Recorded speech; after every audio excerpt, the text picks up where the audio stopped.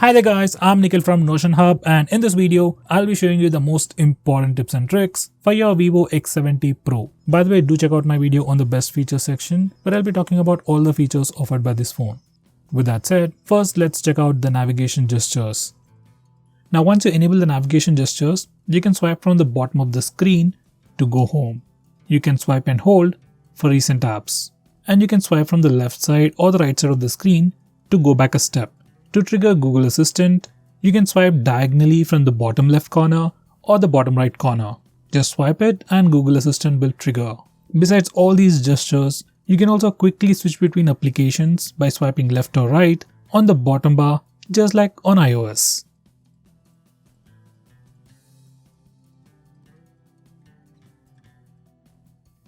Next we have split screen mode. Now split screen mode allows you to use two applications at the same time. And there are multiple ways to open or start split screen mode. First we can do it from the recent apps page. Just go to the recent apps page and click on the app icon and select open split screen mode. Then the current application will open up in the top window. Then you can select the secondary application from the list below, or you can go to the home screen and then select the secondary application. Another way to start split screen mode is from the notification toggles. Just go to the notification toggles and click on split screen and you'll enter the split screen mode. The third way is using a gesture.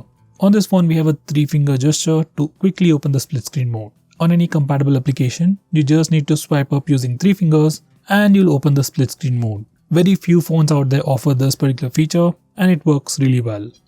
Next, I'm going to show you different ways to take screenshots on your phone. First way is using the buttons. You can just press the volume down and power button both at the same time to take a screenshot.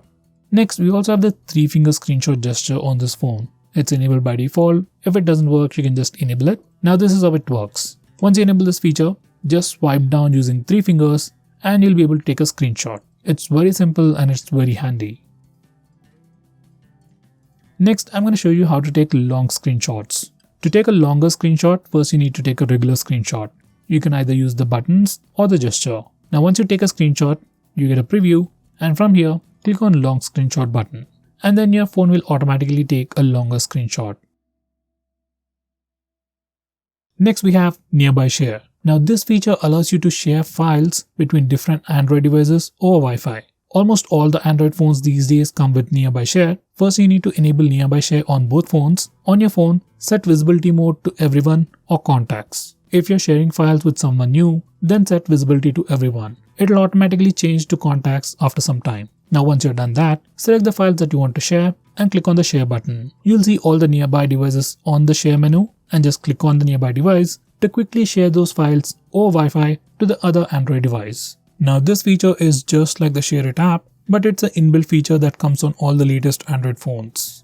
Next we have notification history. Now once you enable this particular feature, all the notifications that you get will be recorded in the notification history place. So even if you accidentally dismiss a notification from your notification bar, you can still find them in the notification history panel. I would definitely recommend you to use this feature. Next we have Privacy Dashboard. Now this particular feature allows you to see which application has access to your camera, GPS, microphone and other permissions. And at the same time, this particular feature allows you to see which applications have used which particular permission at which specific time. So you get a complete timeline history and you can easily find out which applications are misusing permissions, and from here you can also block those applications from accessing those permissions. Next we have a very important security feature called app pinning. Now this is very important if you're someone who often lends your phone to some other stranger or even your friends. Now once you enable this toggle, you will be able to pin applications from the recent apps page. Once you pin an application, you can't go to the home screen, open camera app or open the gallery application. So it improves the security a lot. To unpin an application or to close the app, from the navigation gestures, you can just swipe up from the bottom twice and it takes you to the lock screen, and once you enter the password, that application will be unpinned. If you're using navigation buttons, you can press and hold back button and recent apps button and it'll take you to the lock screen. Once again, you can unlock the phone to unpin the application. Next we have blur recent apps. Now there are some applications that you want to blur the interface in the recent apps page. Let's say for net banking applications, you don't want others to check out your balance details or other information. You can blur those applications in the recent apps page. You can do all that from here. Next we have background power consumption management.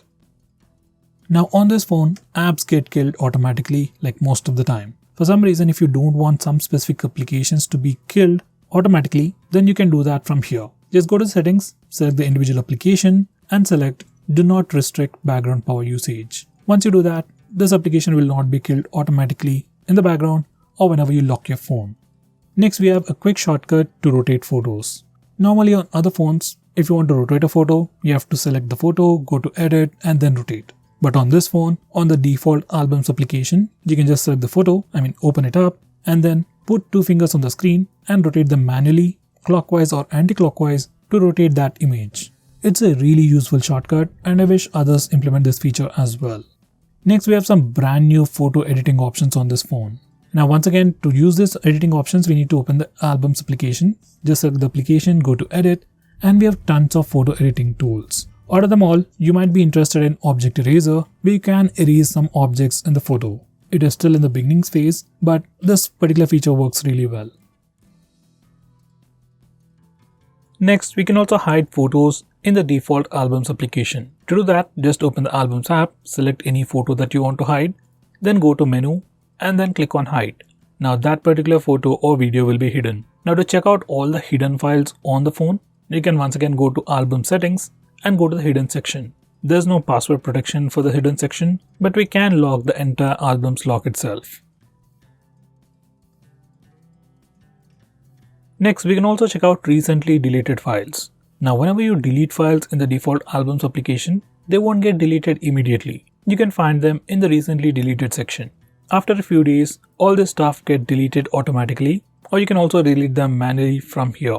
Now, if you don't like this particular feature and you want files to be immediately deleted on your phone, then you can disable this feature from the album settings.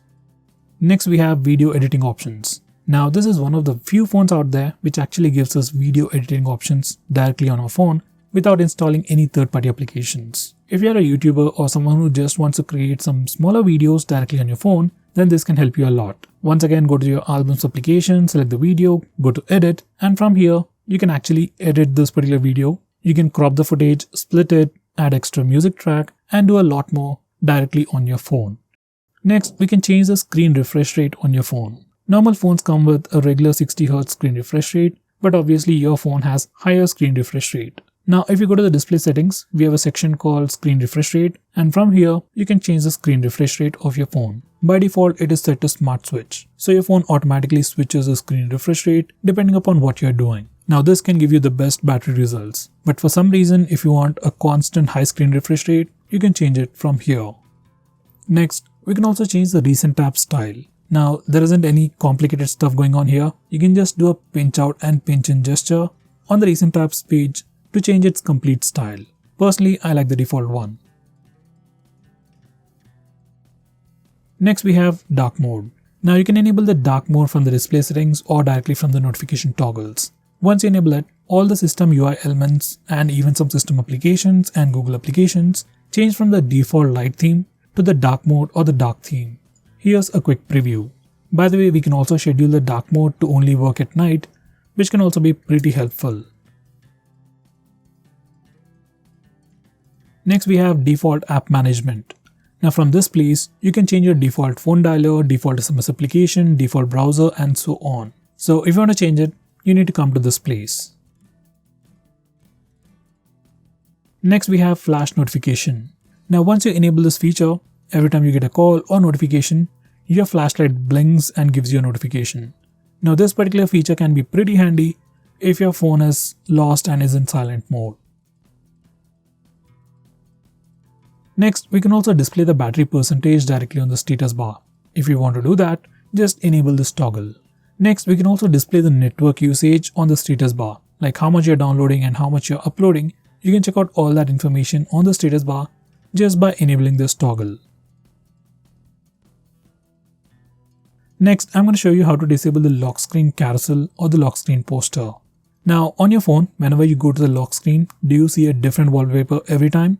If you don't like this particular feature, you need to disable the lock screen carousel or the lock screen poster from the lock screen settings. And this is how you can do it. Just disable the toggle to have a static lock screen wallpaper.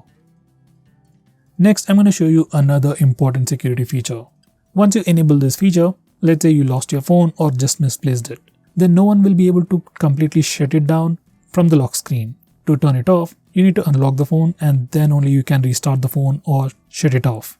Once again, it's a very important security feature and I would recommend you to enable it. So guys, these are the most important tips and tricks for your phone. If I missed out on anything important, do let me know by commenting below this video. With that said, this is Nikhil signing off.